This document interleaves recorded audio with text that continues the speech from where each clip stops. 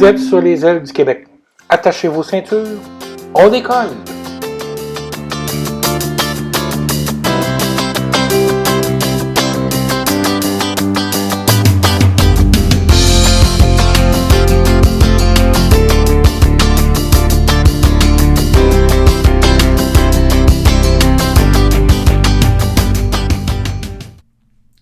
Mesdames et messieurs, bonjour, mon nom est André Allard et je vous souhaite la bienvenue à ce nouvel épisode de Les ailes du Québec. Cette semaine, on va parler de WestJet, de ses ambitions en fait de devenir un transporteur national et de faire la compétition à Air Canada. Mais avant d'embarquer dans le sujet du jour, c'est le rappel du jour qui est de cliquer j'aime si vous aimez l'épisode, de vous abonner à notre chaîne YouTube si vous ne l'avez pas déjà fait. Ceux qui se sont déjà abonnés, je vous remercie beaucoup, ceux et celles. C'est très apprécié. Et quand vous cliquez j'aime, ben, ça nous aide, ça donne un petit boost à l'algorithme de référencement sur YouTube. Donc, je ne vous demande pas la charité, simplement de cliquer généreusement. Alors allons-y avec le sujet du jour en fait, et puis c'est WestJet qui s'est imposé un peu cette semaine dans l'actualité avec l'acquisition de Sunwing par WestJet, oui. Donc le voyagiste canadien Sunwing devient la propriété entière de WestJet. C'est une transaction fort intéressante pour WestJet dans la mesure où au niveau des dépenses, il n'y a aucune déboursée de capital pour faire l'acquisition. On fait simplement échanger des actions de Sunwing pour des actions de WestJet. Donc, l'actionnaire de WestJet, qui est M. Jerry Schwartz, via son entreprise Onex, oui. Donc, l'actionnaire se trouve à accepter de nouveaux actionnaires dans le groupe WestJet et à élargir ses activités. Alors, c'est intéressant. C'est 29 avions aussi qui sont acquises dans cette transaction-là. 29 appareils qui vont des 737 NG 800 ou des 737 MAX 8. Donc, qui vont s'intégrer très facilement à la flotte de WestJet au besoin.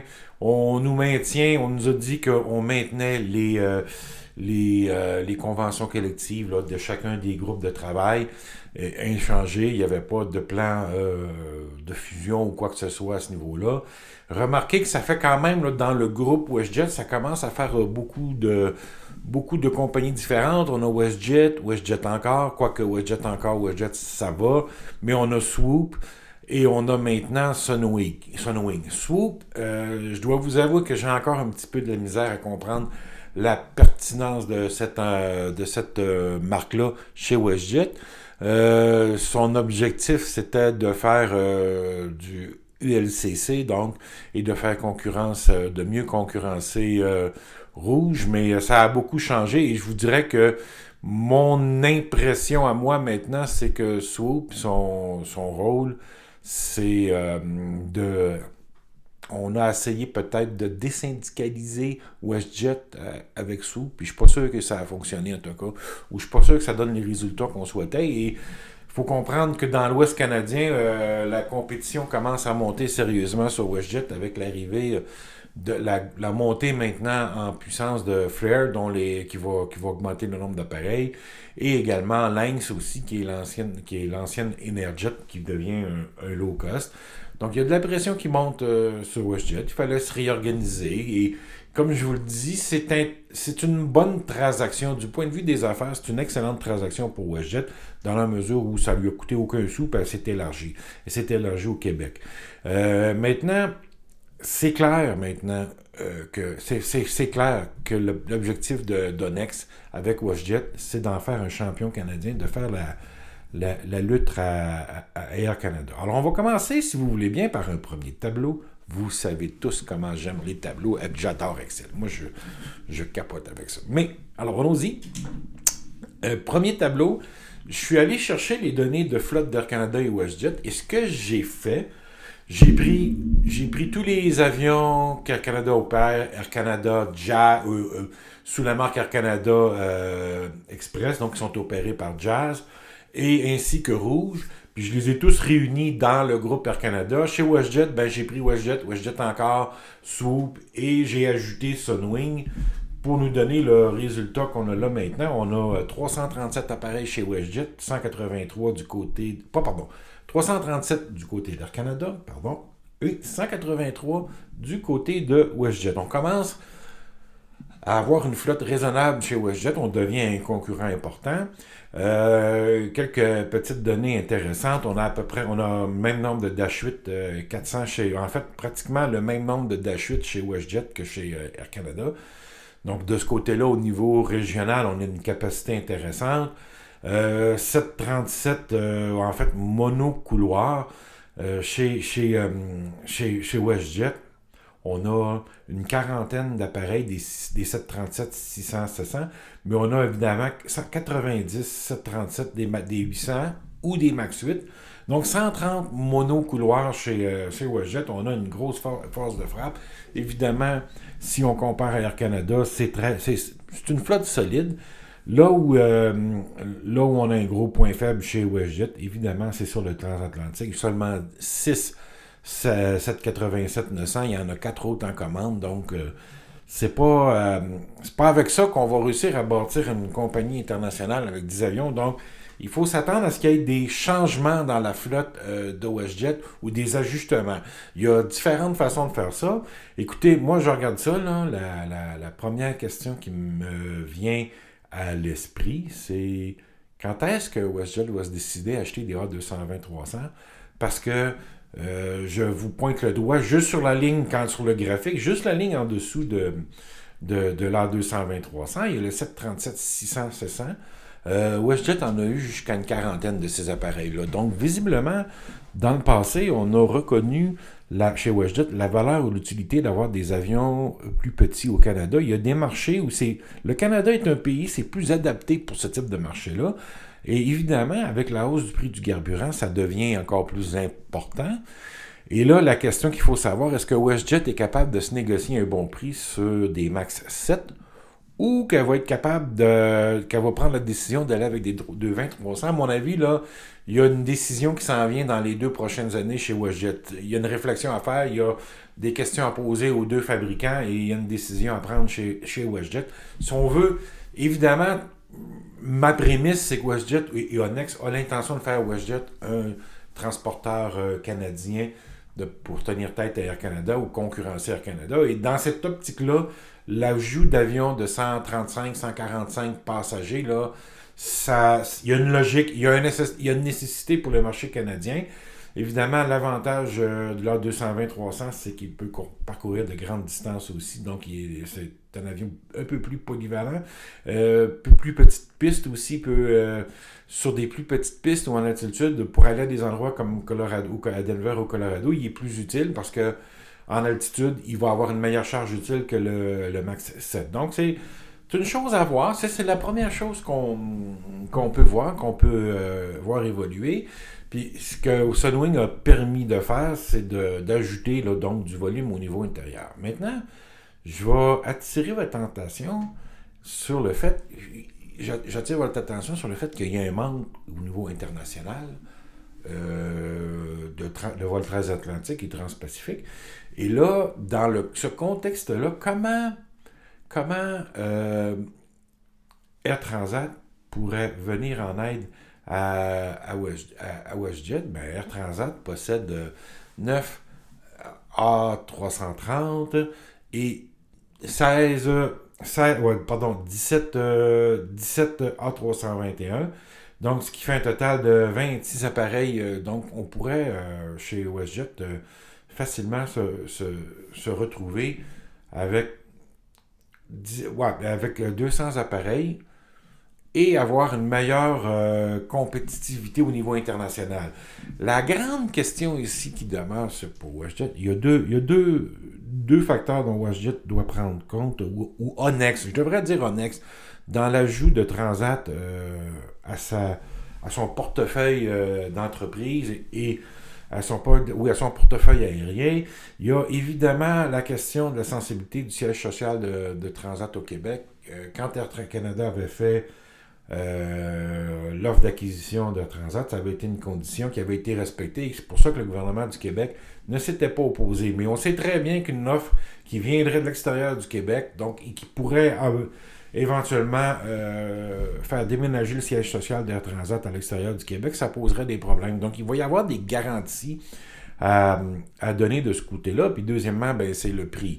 En ce moment, je pense que la transaction avec Sunwing a permis d'établir la valeur d'une compagnie au Canada, une compagnie aérienne au Canada, une compagnie secondaire, et elle n'est pas très élevée. Donc, je ne suis pas sûr que les actionnaires non plus accepteraient d'aller jouer dans ce jeu-là. Maintenant, je vais faire un petit retour aussi sur l'acquisition, l'acquisition de Sunwing, puis la stratégie de développement de WestJet. En fait, Sunwing, c'est pas la clientèle de WestJet, c'est plus la clientèle de Swoop. On s'entend. La clientèle de Sunwing, c'était plus la clientèle qui recherche les bas prix.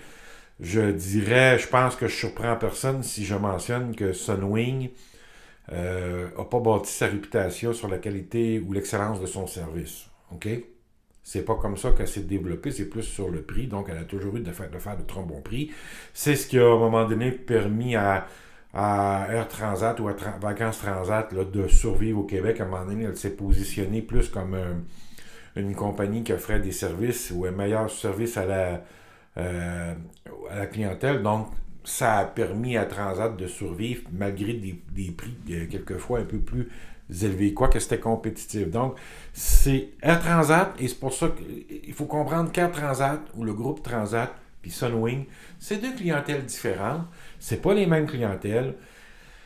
Et là, le problème auquel pourrait faire face WestJet dans le cas de l'acquisition d'Air Transat, c'est ça, c'est la complexité. Est-ce qu'on garde plusieurs compagnies séparées ou on crée une seule entité? Parce que déjà, si on maintient en vie WestJet encore, Swoop, Sunwing, puis qu'on ajoute Transat, on a toutes des entités administratives. Et là, à un moment donné, on n'est pas capable de faire les économies d'échelle quand on regroupe tout le monde. Donc, il n'y a pas d'économie d'échelle et il faudrait que, d'après moi, là, c'est la prochaine étape.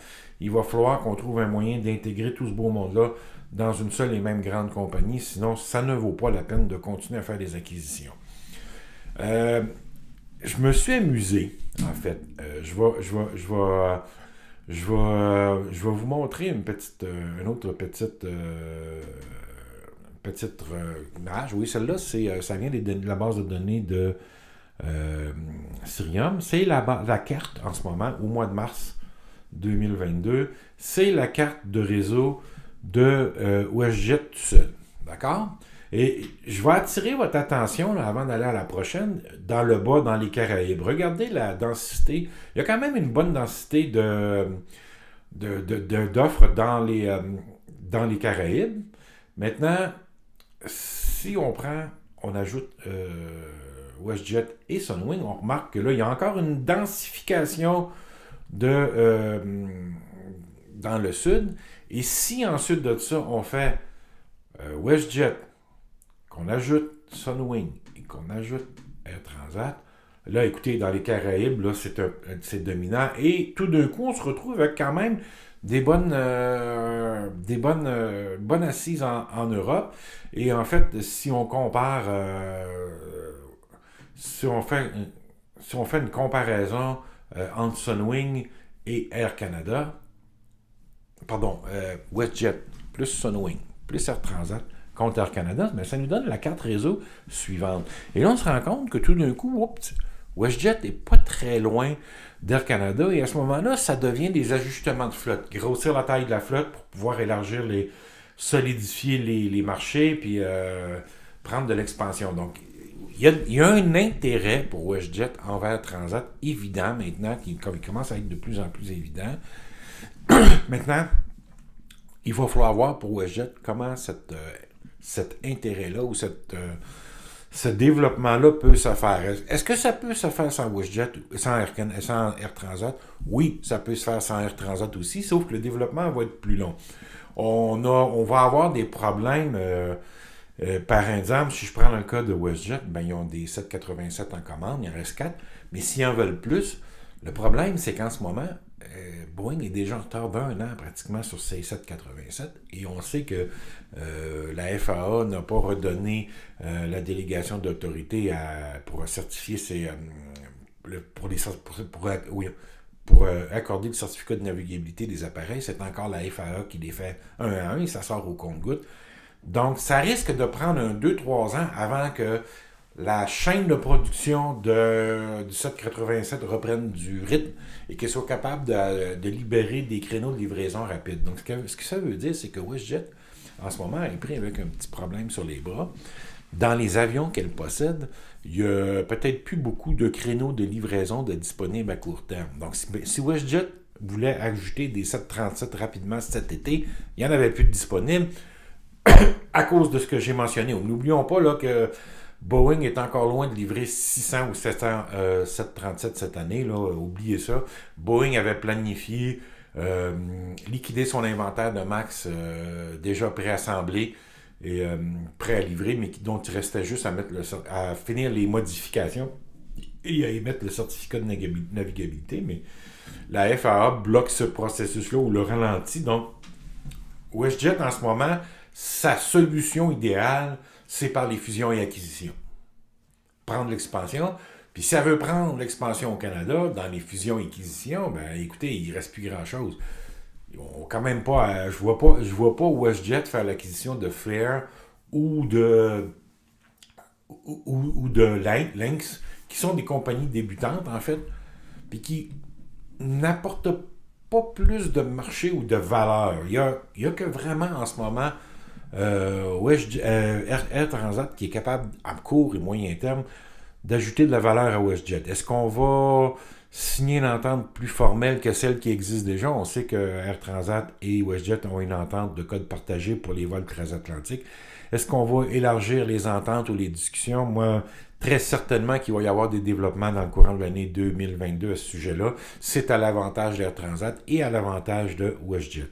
Donc, c'est vraiment ce que je vois. Donc, alors je vous dis ça, 2 prochaines années chez WestJet, élargissement des ententes avec Air Transat, possiblement, peut-être pas une prise de contrôle majoritaire, mais une prise de participation importante dans le capital d'Air Transat dans les 2 prochaines années chez WestJet. Oui, tout à fait possible. Et une commande d'avions monocouloirs 130, 145 passagers, ça veut dire soit des A220, 300, soit des E2 ou soit des MAX 700, alors des MAX 7. Donc ça va être les 2 prochaines choses là, qu'on va voir qu'il faut suivre de près chez WestJet dans les 2 prochaines années parce qu'on s'en va là. Et WestJet est parti à la guerre ou à l'assaut de la forteresse d'Air Canada, donc, et de la dominance d'Air Canada au Canada. Écoutez, moi, ce que je vois, ce qu'il y a de particulier avec la situation de WestJet en ce moment, même si on exclut Air Transat, c'est la première fois